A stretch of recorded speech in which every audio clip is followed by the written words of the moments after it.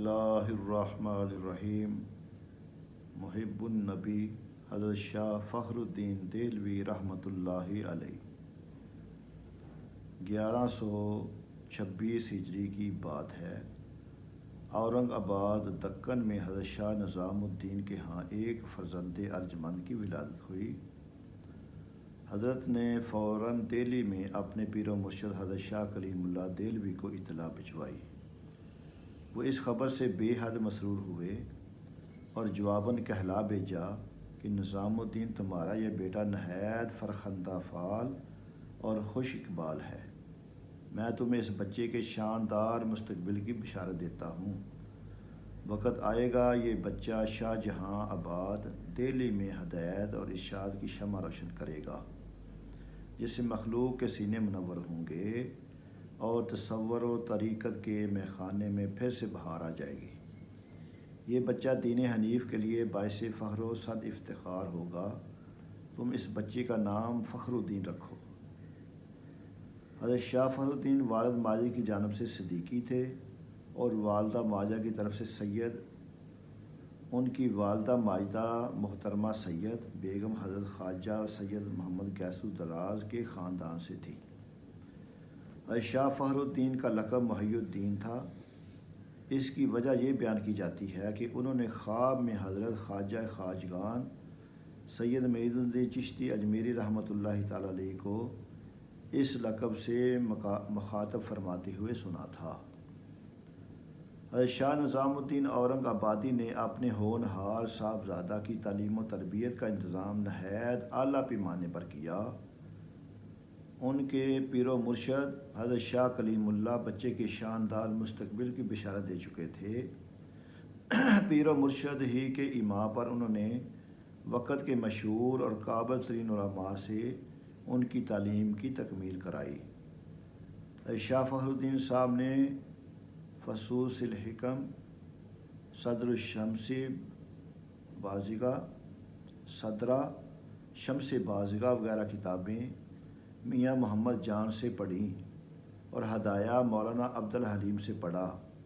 شاہ صاحب نے بعض کتابیں اپنے والد ماجد سے پڑھیں، جن میں شرح وقایہ، مشارق الانوار، نفحات الانس وغیرہ شامل ہیں۔ حدیث کی سند انہوں نے دکن کے مشہور محدث مولانا حافظ اسد الانصاری مکی سے حاصل کی۔ درسی کتابوں کے علاوہ شاہ صاحب نے دیگر علوم و فنون سے بھی واقفیت حاصل کی۔ طب اور تیر اندازی کے متعلق کتابیں پڑھیں اور فنون سپاہ گیری میں مہارت حاصل کی۔ شاہ نظام الدین بیٹے کی اصلاح باطن کے لیے خصوصی توجہ فرماتے تھے۔ بچپن نے انہیں مرید کر لیا تھا۔ جب نظام الدین کا وقت آخر آیا تو اپنے داماد قاضی کنیم الدین خان کو حکم دیا کہ مولانا فخر الدین کو بلاؤ۔ وہ آئے تو حضرت شاہ نظام الدین نے انہیں اپنے سینے سے لپٹا لیا اور اپنی تمام باطنی نعمتیں ان کے سینے میں منتقل کر دیں۔ اس کے بعد ان کی روح پر فتوح عالم فانی سے عالم باقی کی طرف پرواز کر گئی۔ حضرت شاہ فخر الدین کی عمر اس وقت 16 سال تھی۔ انہوں نے اپنے علوم کی تکمیل ابھی نہیں کی تھی۔ والد ماجد کے وصال کے 3 سال بعد تک انہوں نے سلسلہ تعلیم جاری رکھا اور علوم کی تکمیل کی۔ آخر 1160 ہجری میں اپنے 2 خادموں قاسم چشتی اور محمد حیات کے ساتھ پا پیادہ دہلی کی طرف چل پڑے۔ دہلی میں ایک بڑھیا نے آپ کو اپنے ہاں ٹھہرایا۔ بڑھیا کے مکان کے قریب ایک بت خانہ تھا۔ شاہ صاحب کے قیام سے بت خانہ کی رونق ختم ہو گئی اور ہندو آپ کے عقیدت کا دم بھرنے لگے۔ یہاں سے آپ حضرت خواجہ قطب الدین بختیار کاکی رحمۃ اللہ تعالی علیہ کے مزار اقدس پر حاضر ہوئے اور درگاہ شریف کی مسجد میں معتکف ہو گئے۔ بزرگان نے سلسلہ کی مزارات پر حاضری دیتے ہوئے آپ حضرت شاہ کلیم اللہ کے مزار پر پہنچے۔ حضرت شاہ کلیم اللہ کے فرزند نہایت محبت اور خلوص سے پیش آئے اور 3 روز تک آپ کو مہمان ٹھہرایا۔ اس کے بعد آپ نے کٹرا پہلیل میں ایک حویلی کرایہ پر لے لی اور درس و تدریس کا سلسلہ شروع کیا۔ شاہ فخر الدین جیسا باکمال اور صاحب عرفان و حال درویش دہلی میں غیر معروف اور گم نام کیسے رہ سکتا تھا؟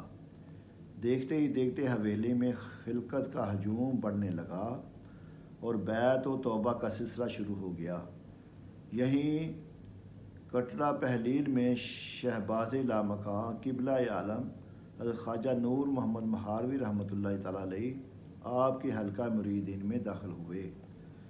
شاہ صاحب نے 3 کتابیں تصنیف فرمائی جن کے نام یہ ہیں: نظام العقائد، اسلام کے بنیادی عقائد پر عالمانہ بحث، رسالہ مرجیہ، حضرت سید عبد القادر جیلانی کی مشہور کتاب غنیت الطالبین کے ایک بیان کی شرح، فخر الحسن حضرت خواجہ حسن بصری کی حضرت علی کرم اللہ وجہ کریم سے بیعت تو خلافت کا علمی و تاریخی ثبوت۔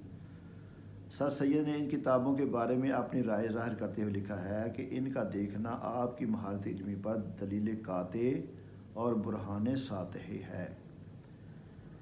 شاہ صاحب نے 73 سال کی عمر میں 28 جمادی الثانی 1199 ہجری کو وصال فرمایا۔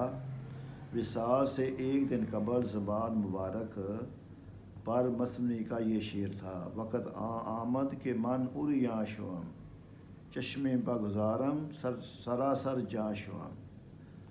آپ کو حضرت قطب الدین بختیار کاکی رحمۃ اللہ تعالی علیہ کے مزار پاک کے قریب سپرد خاک کیا گیا۔